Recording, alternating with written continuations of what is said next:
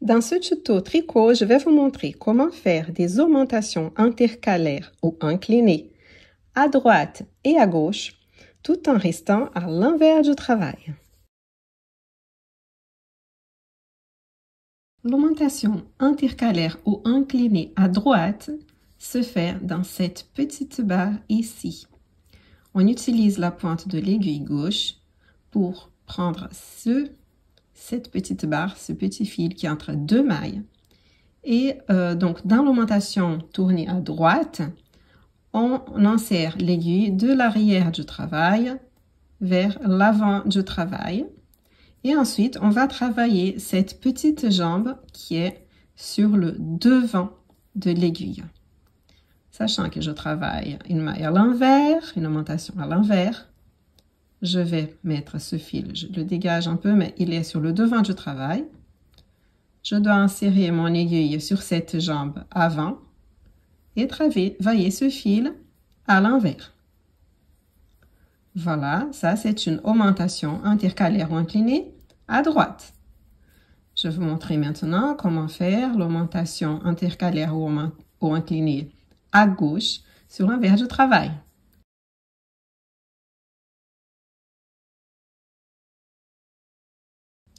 On travaille toujours cette petite barre qui est entre deux mailles, une qui est dans une aiguille, l'autre qui est dans l'autre. Donc, il a cette petite barre. Sauf que cette fois-ci, l'aiguille gauche, elle va venir de l'avant du travail vers l'arrière. Et je vais devoir, du coup, travailler à l'envers la jambe arrière, celle qui est ici à l'arrière de mon aiguille gauche. Vous voyez? Pour ça, je tourne mon travail, même si d'habitude on travaille comme ceci, mais pour vous montrer comment ça se passe, je retourne un peu. Mon aiguille, elle va entrer ici. Voilà. Donc, elle a pris bien la jambe qui était derrière l'aiguille. Et maintenant, je vais travailler cette petite jambe à l'envers.